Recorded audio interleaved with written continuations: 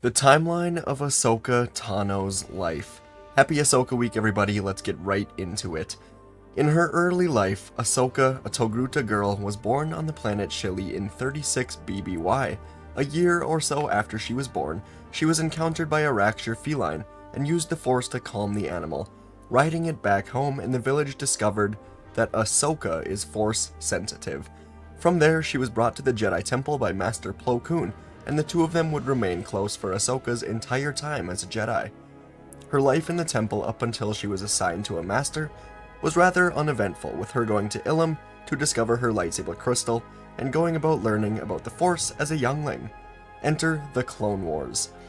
The life of Ahsoka went from simple temple life to front lines of a war at the age of just 14 years old. Just a few months after the Battle of Geonosis in Attack of the Clones, Ahsoka was assigned a Jedi trainer.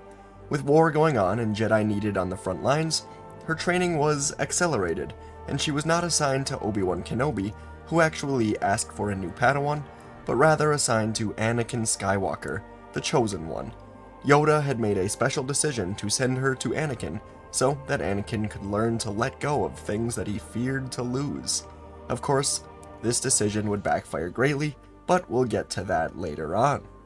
This was also the battle where Ahsoka met her new lifelong friend, Captain Rex. The battle concluded with Anakin and Ahsoka working together to destroy a shield generator, where Anakin tells her that she never would have made it as Obi-Wan's Padawan, but she might just make it as his, and a truly special bond began to form. The Clone Wars would go on to largely shape who Ahsoka becomes. Many battles were fought, lessons were learned, friends were gained and lost. There were some extremely pivotal moments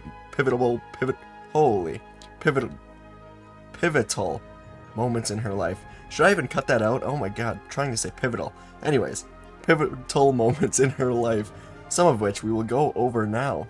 One of the first missions Ahsoka went on was to help Anakin and Plo Koon take on the Malevolence, a secret weapon the Separatists designed to completely shut down any ships, droids, or anything else.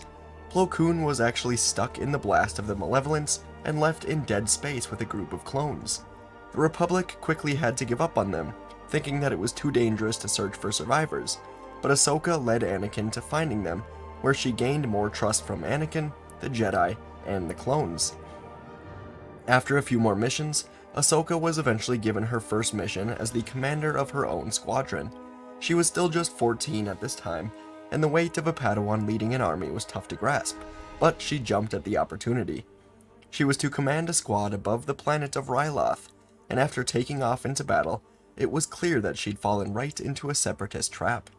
She was ambushed, outgunned, outnumbered, and immediately ordered back to the ship, but Ahsoka stubbornly pushed forward, wanting to truly prove herself.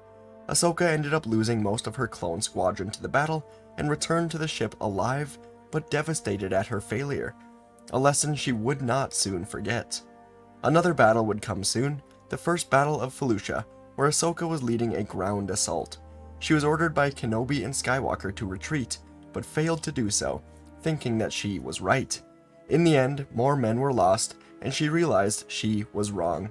This time, the Jedi Council took her out of the battlefield for a while, assigning her to archive security. This would, of course, land her back in the battlefield very soon, as bounty hunter Cad Bane was paid by Darth Sidious to steal a Jedi holocron containing names of Force-sensitive children. In time, Ahsoka would help Anakin and the Jedi to save these children, and redeeming herself. Soon after, the Second Battle of Geonosis began, and Ahsoka was involved along with Ki-Adi-Mundi, Luminara Unduli, and her Padawan Barriss Offee. Padawans Ahsoka and Barriss were assigned to create an explosion in the reactor room, but after being ambushed by a tank, the two took control of the tank and used it to blow up the room, knowing it would likely cost their lives. A 14-year-old giving her life for a war that she didn't really understand. The explosion went off, and miraculously Ahsoka and Barriss barely survived underneath the rubble. Ahsoka was able to hotwire her comlink, contacting the Jedi and getting an eventual rescue before air ran out. At this time, Ahsoka had become frustrated because she didn't think Anakin trusted her, but the entire time Ahsoka was buried, Anakin was the Jedi who refused to give up on her, and upon hearing this, Ahsoka was very, very happy. A little while later, Yoda assigned Ahsoka to go to Ilum again, find a new Kyber crystal. Ahsoka was a bit older now, and assigned to handle a second lightsaber blade. In a training session after getting this new lightsaber, she was not at all used to it. Yoda entered the room and gave her a new lesson to understand what Anakin is teaching, but to also make it her own, and this is where she really embraced the double backhand grip. Sometime later, Ahsoka and Padme traveled to Raxus, where Ahsoka learned a good lesson about politics in war. Nothing is ever black and white. She learned that the Separatist Council actually wanted peace, while she thought they were all evil. She began to question the war, and question why they fought. One of the greatest missions later on was to Mortis, a mysterious nexus of the Force, where the Father, the Son, and the Daughter of the Force resided. They wanted to see if Anakin was truly the Chosen One, and gave him various tests about it. While on Mortis, Ahsoka was corrupted by the Sun, and she was turned to the dark side, completely out of her own control. She went on to attack Anakin and Obi-Wan, fueled by her inner hatred and anger, and eventually the Sun left her mind, draining her life force and killing her. Minutes after, the Son attempted to kill the Father, but the daughter sacrificed herself instead. I know, complicated, and in her dying moments, the daughter gave her life to Force to Ahsoka, reviving her and purging her of darkness. The daughter now lived in Ahsoka. One of her greatest moments as a Padawan came later on, as she was captured by Trandoshan hunters on Felucia. The Trandoshans would go on to capture all sorts of people, and Jedi were special for them. Ahsoka was dropped on a forest island, and she had to run for her life to escape these hunters. While running, Ahsoka encountered more Jedi. These Jedi had been here for a long time, and they started to lose hope of an escape. But Ahsoka urged them to try. She exclaimed that her master taught her to never give up, and eventually Ahsoka launched a plan, aided by Wookiees, that resulted in her defeating the Trandoshans and escaping the planet to her very worried master. The bond between Anakin and Ahsoka was excellent. They were like brother and sister. And nearing the end of her time in the Clone Wars, the Jedi Temple was bombed. Anakin and Ahsoka were called from a mission on Cato Nemoidia to investigate, and from here Ahsoka's life was never quite the same. Tano and Skywalker worked together to solve the mystery, eventually arresting a woman who was partly responsible for the bombing. After her arrest, she called for Ahsoka, and Ahsoka went to see her. The prisoner was lifted into the air and killed by a force choke from someone hidden in the vents while Ahsoka was in the room. This person in the vents was Barriss Offee, whom Ahsoka thought was a friend. The security footage had no audio, and only looked like Ahsoka lifting her up, framing her, and landing her in a cell for the murder. From there, Barriss went on to place a keycard outside of Ahsoka's cell, making it look like it was Anakin who did it. Ahsoka used the keycard, then walked to the main area where she would find dead clone troopers. Commander Fox walked into the room and saw her standing above the troopers. She was framed again, and Ahsoka had to run away as clones were ordered to shoot and kill. Eventually, Ahsoka made her way into the sewer pipes, where she reached a large opening to the lower levels of Coruscant. Anakin reached her here, and she asked Anakin to trust her, jumping onto a descending ship. And for quite a while, Ahsoka was on the run, until eventually Barriss was able to find her. Ahsoka didn't know that Barriss was her enemy, and so she told Barriss exactly where she would be. Barriss fought Ahsoka, throwing her right into boxes of nanodroids, the same droids used to bomb the temple. From here, she was captured and once again, framed. Upon her capture, the evidence of her being the one to blame was substantial. The Jedi, for the most part, wanted to believe she was innocent, but they understood what this evidence looked like. So despite Ahsoka being a trusted ally for the entire war, she was expelled from the Order so she could be tried as a Republic citizen.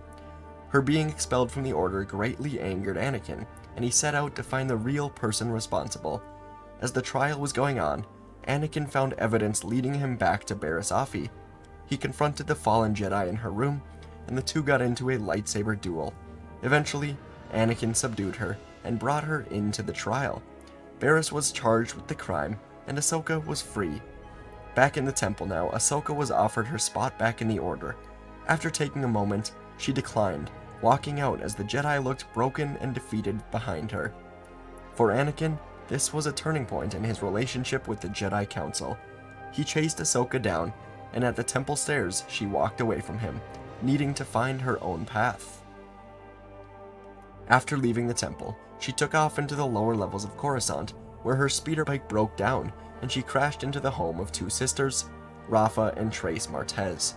Ahsoka helped the sisters with a mission to deliver spice to the Pikes, learning the sisters' family had been killed by a Jedi accident, chasing down Zero the Hutt. Ahsoka learned from them that citizens had lost faith in the Jedi, believing they no longer cared about the people, rather just working for the Senate. And Ahsoka helped save them, helped the sisters, and the sisters told her that she acted as a true Jedi should, giving Ahsoka new perspective on everything involving the Jedi and the war. After the adventures with the Martez sisters, Bo-Katan Kryze of Mandalore arrived and asked Ahsoka for help. Mandalore had been overtaken by the renegade Sith Lord Maul, and Bo needed the help of the Jedi. She was part of a Mandalore resistance. Ahsoka agreed, and she soon contacted Anakin Skywalker and Obi-Wan Kenobi. It had been a while since they all last saw each other, and it was a bit awkward as Ahsoka asked the Republic for help. As Anakin and Obi-Wan were asking the Council what to do, disaster struck. The Separatists had attacked Coruscant, and Chancellor Palpatine was abducted. They could not go to Mandalore, but Anakin came up with a plan. He would send Rex and half of the 501st to Mandalore with Ahsoka to find and arrest Maul. Now we begin the Siege of Mandalore. Ahsoka said goodbye to Anakin for the final time, getting new lightsabers from him and heading off to Mandalore. Ahsoka, half of the 501st led by Rex, and the Mandalorian resistance led by Bo-Katan, launched a siege on the new Mandalore. The battle began immediately upon entering the atmosphere, and Ahsoka maneuvered her way through the air to land on the platform, helping take out the Maul-led Mandalorians. After a while, Ahsoka found Maul, or rather Maul found her, and he began to attack before Rex arrived with reinforcements. Maul and his group escaped, for now. Soon after, Ahsoka called the Jedi for an update, where Obi-Wan informed her that Anakin had been assigned to spy on the Chancellor. Obi-Wan admitted he didn't like it, and urged Ahsoka to speak with him. Ahsoka told Obi-Wan to tell Anakin, and she trailed off before Obi-Wan said that he would talk to him for her. Eventually, Maul and Ahsoka had a final standoff inside the throne room, while the battle for Mandalore occurred outside. Maul revealed he didn't truly care for Mandalore. Instead, his goal was to rid Darth Sidious of his prized new apprentice, Anakin Skywalker. Ahsoka was truly contemplating joining Maul in his fight versus Sidious, but upon hearing that he wanted to kill Anakin, the two of them got into a great duel, as Ahsoka said that she knew Anakin, and he would never go down the path that Maul was talking about. Eventually, Ahsoka won the duel, and Maul was captured, screaming that everyone will burn. A Republic cruiser would take off for Coruscant to place Maul in prison, and just beforehand, Ahsoka had met with council members and considered revealing what Maul had said about Anakin, but she held back. Now on the ship, looking into the void of hyperspace, she had a rather heartwarming conversation with Rex before Rex was called into the meeting room to receive new orders. A minute later, Ahsoka heard Rex drop his helmet to the ground. She asked what was wrong, and Rex looked at her, crying, struggling, telling her to find Clone Trooper 5s before firing at her. Rex and the clones had been ordered to execute Order 66, and Rex had resisted long enough to tell her about 5s. Ahsoka used training from Anakin to escape the clone firing, and eventually got into a room where she could access the files of clones. She found 5s, and found a recording of Rex talking about the chips in their heads, and how they could be dangerous. Ahsoka set up a trap for Rex, getting him to a surgical table, and removing his chip with help from the Force. Rex was awoken just in time to save Ahsoka from more oncoming clones. The two of them did what they had to do to escape, fighting Clone Commander Jesse and the rest of the 501st through a giant hangar, barely surviving, and eventually escaping on a Y-Wing fighter. Maul had to escape just before them, and he got out on a transport ship, and after Ahsoka and Rex escaped, the entire cruiser crashed. Ahsoka and Rex took time to bury the clones, and Ahsoka left her lightsabers here as well. She then took off into another new life, thinking Anakin and Obi-Wan were dead with the rest of the Jedi. Padme Amidala, close friend of Ahsoka, passed away after Order 66. Ahsoka didn't know how she died, but she went to the funeral on Naboo. There, she encountered Bail Organa. Ahsoka ultimately chose to leave Bail, Rex, and anyone else that she knew, and took off for a new life. She traveled for a while, most notably landing on Thebeska for a bit, and then on Rada. She made friends on Thebeska, took on jobs as a mechanic, and eventually had a run-in with the Empire, when one of her new friends, Caden Larte, was taken prisoner. Ahsoka was eventually discovered by the sixth brother, who taunted and challenged her. Ahsoka was without her lightsabers, but she engaged in the duel nonetheless, using her acrobatics and the Force to completely outdo the sixth brother. Eventually, Ahsoka grabbed hold of his lightsaber, breaking it apart. She jumped away just in time as the lightsaber exploded, killing the sixth brother. Ahsoka then took his crystals, which were calling to her, and purified them with the light side of the Force, creating a beautiful white color in the hilts that she had designed for herself. After that, Ahsoka saved her friends and got them aboard the Tantive 4, where she met with Bail Organa. Bail was talking with Leia, and told Ahsoka that she was just like her mother. Ahsoka did not know that he meant Padme. Ahsoka began confiding in Bail, talking about the Inquisitors and how there were more, talking about how she wanted to stay out of the fight, but that seemed impossible.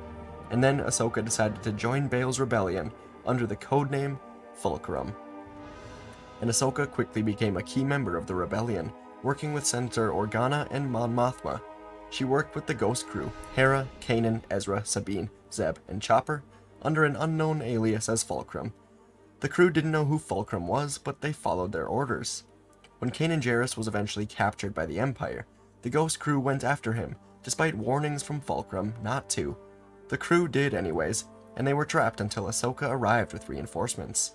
After this, she revealed her true identity as Ahsoka. During a mission later on, the Siege of Lothal, Darth Vader tracked down the Ghost Crew and took the rebellion on all by himself in his TIE fighter. Ahsoka would join Kanan and the crew aboard the Ghost, where they noted that this fighter was strong in the Force. Together they reached out, and Ahsoka gasped in fear, shock, many other emotions, as that she realized that this man was Anakin Skywalker, corrupted by the dark side. After that, Ahsoka reunited with Rex as he was recruited to the rebellion, and then she took off with Kanan and Ezra to a Jedi temple. Once inside, Ahsoka was confronted with visions about Anakin.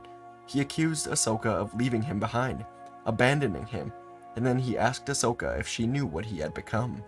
Breathing of Vader echoed in the room. In the temple, Ezra was given his own mission to go to Malachor, and Ahsoka would join him and Kanan on the trip. It was an ancient Sith world that the Jedi were to never go to, and here they encountered an ancient temple underground. Ahsoka, Ezra, and Kanan encountered Maul and 3 Inquisitors here, when a battle began between them.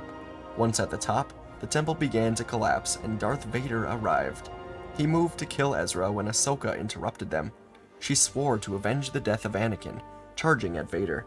The two fought in an intense duel that eventually resulted in Ahsoka falling to the ground, but she recovered just in time to get back up, pushing Kanan and Ezra away, engaging Vader once again and cutting him in his mask. She saw a glimpse of Anakin, but it was gone in an instant. The battle resumed, and Vader had an opportunity to kill Ahsoka. He swung for a killing blow, and someone grabbed Ahsoka from a portal behind her.